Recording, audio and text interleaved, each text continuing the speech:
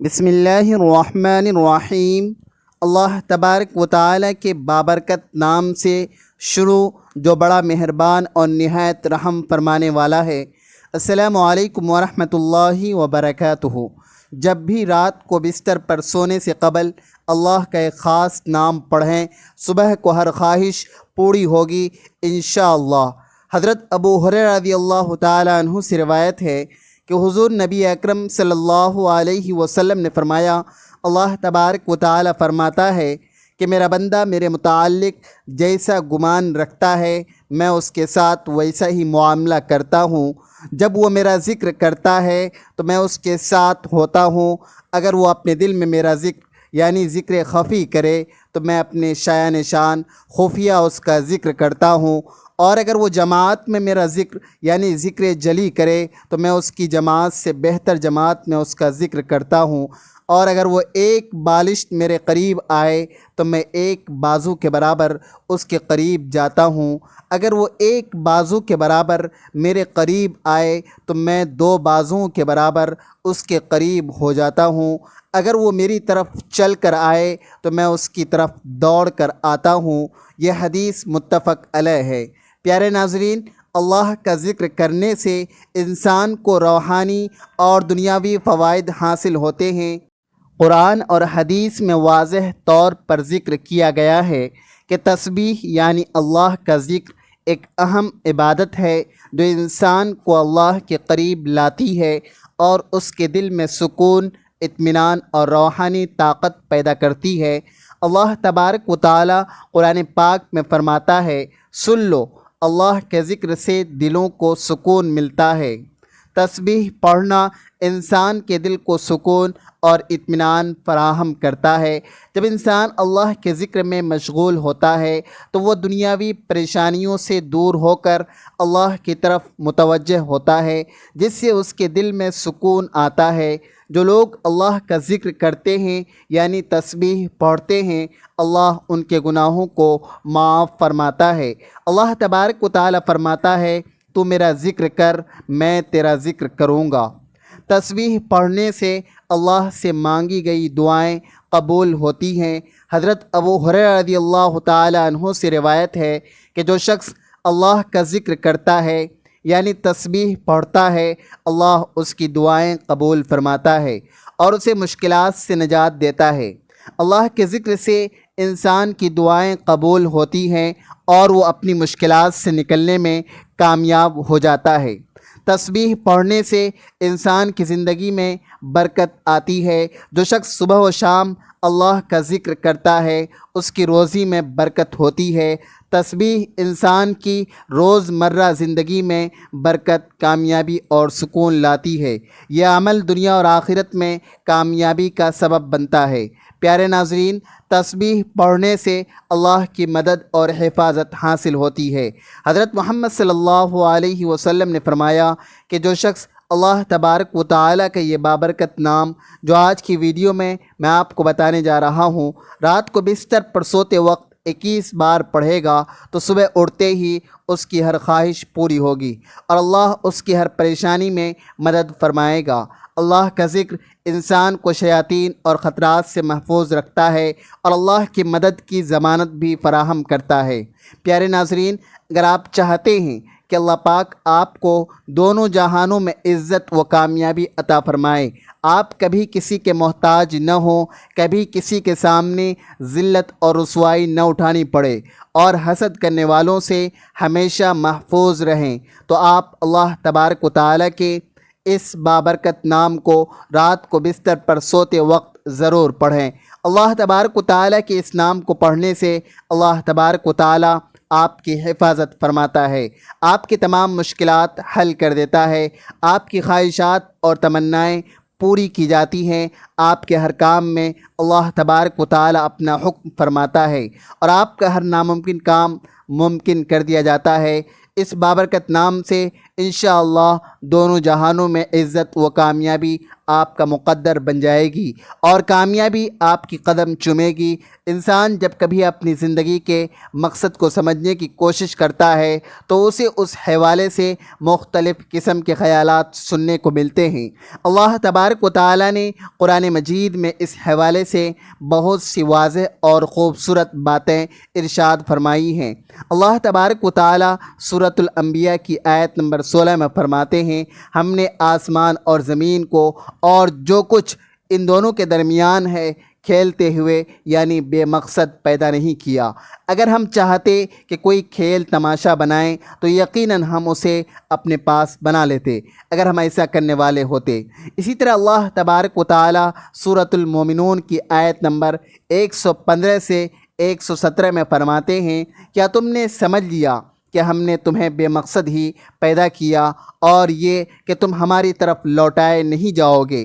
بس بہت بلند ہے اللہ جو حقیقی بادشاہ ہے، کوئی معبود نہیں مگر وہی رب ہے عظیم عرش کا، اور جو کوئی اللہ کے ساتھ کسی دوسرے معبود کو پکارتا ہے اس کے پاس کوئی دلیل نہیں، اس کا حساب اس کے رب کے پاس ہے، بلا شبہ کافر فلاح نہیں پائیں گے۔ سورۃ الذاریات کی آیت نمبر 56 میں اللہ تبارک و تعالی نے انسان اور جنوں کی تخلیق کے مقصد کو نہایت اثر انداز طور پر واضح فرمایا ہے۔ ہم نے جنوں اور انسانوں کو پیدا کیا مگر اس لیے کہ وہ میری عبادت کریں۔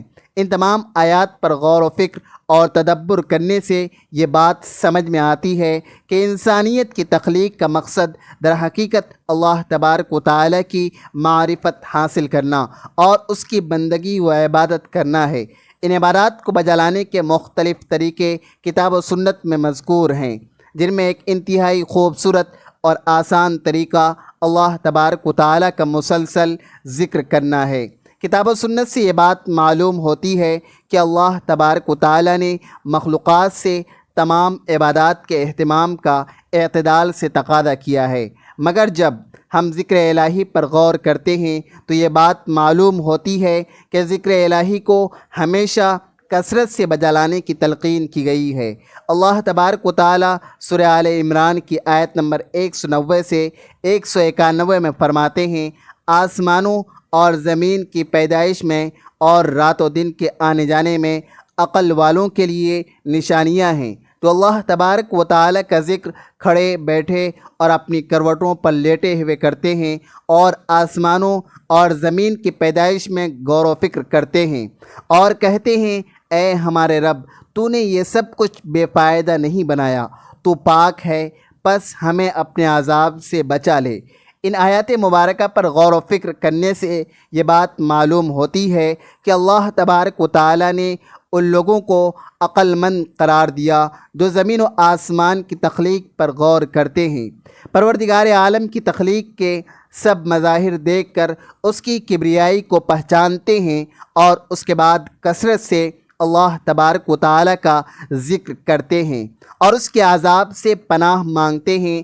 اللہ تبارک و تعالی نے سورۃ الاحزاب کی آیت نمبر 41 میں ارشاد فرمایا، اے ایمان والو، اللہ کا ذکر بہت زیادہ کرو۔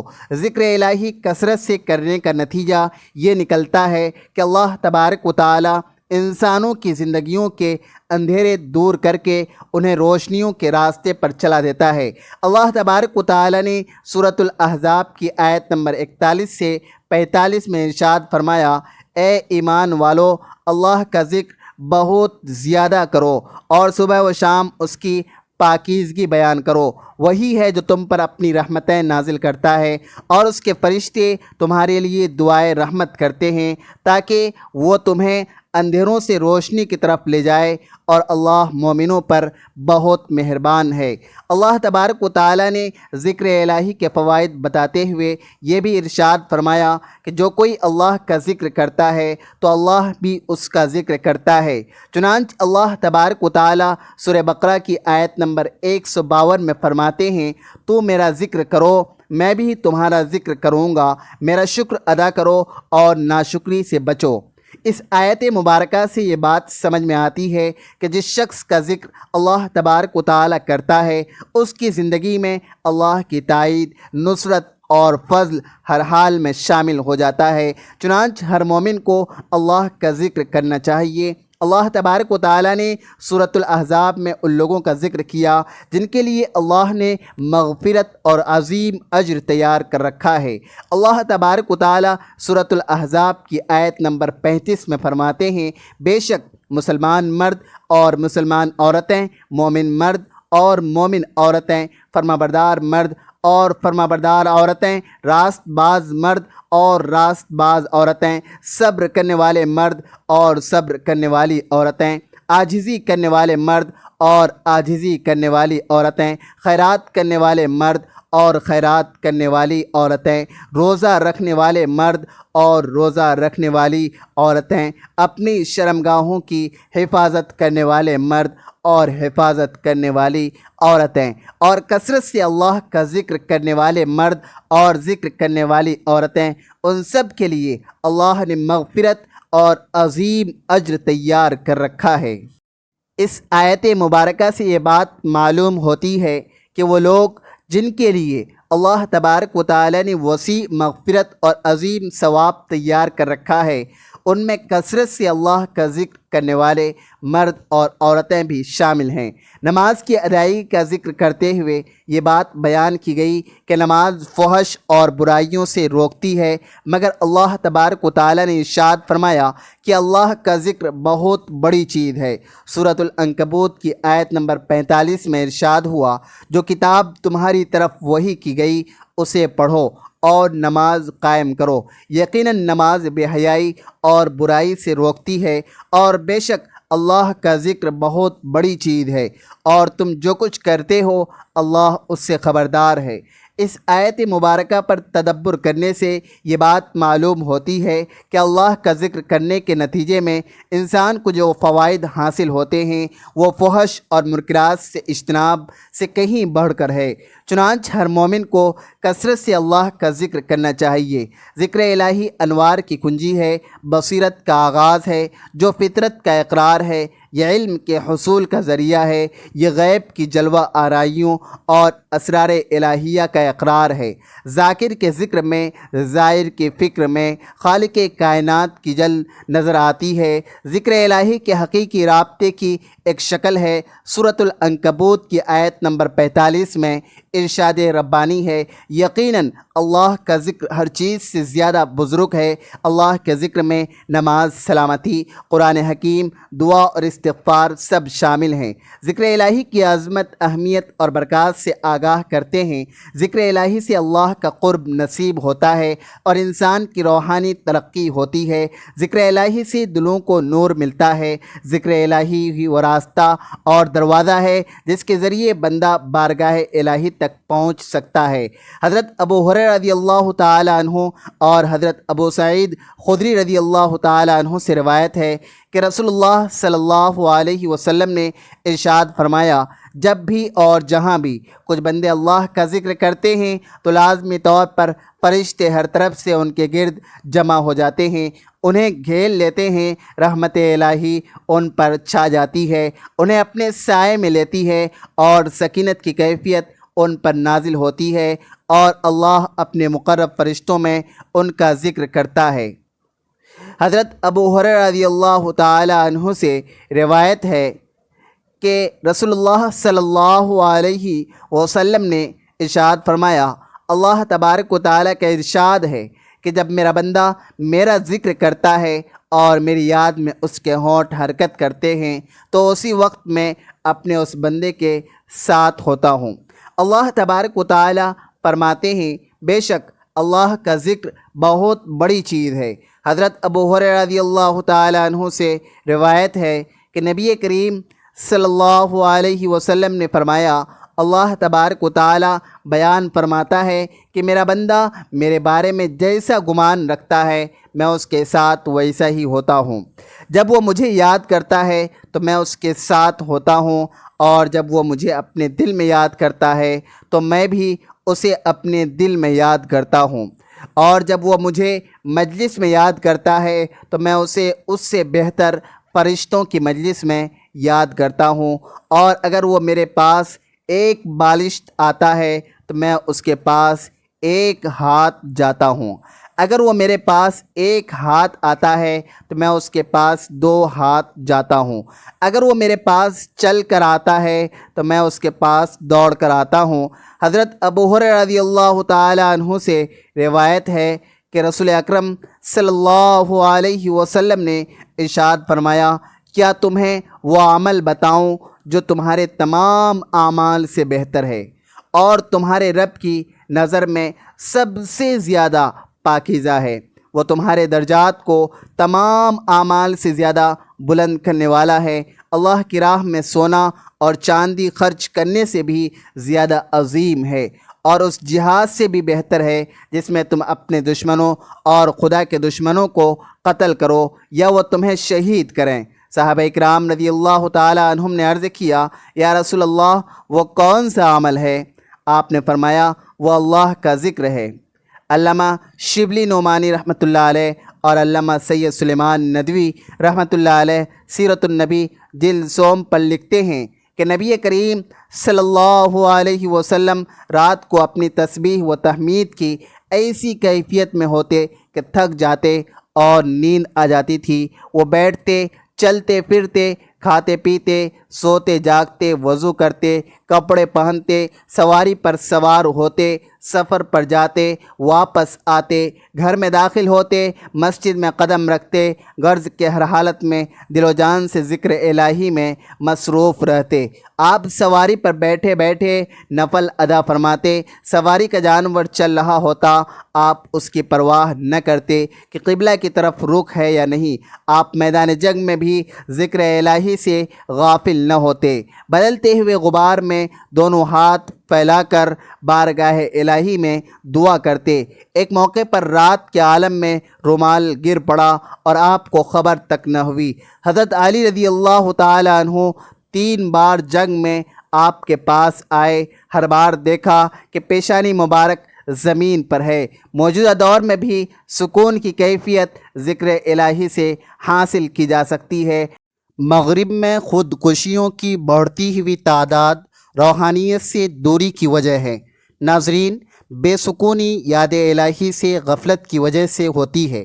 نئی جسمانی اور نفسیاتی بیماریاں بھی یاد الہی سے غفلت کی وجہ سے ہیں۔ بلا شبہ ذکر الہی دلوں کو سکون دینے والا ہے۔ نبی کریم صلی اللہ علیہ وسلم نے فرمایا کہ اللہ کا ذکر کرنے والوں کی نیکیاں سب سے زیادہ افضل ہیں۔ یہ کلمہ طیبہ اللہ کے لیے جہاد اور اللہ کی راہ میں سونا چاندی خرچ کرنے سے بھی بہتر ہے۔ نیز یہ اللہ رب العالمین کے نزدیک سب سے پاکیزہ اور درجات بلند کرنے کا ذریعہ ہے۔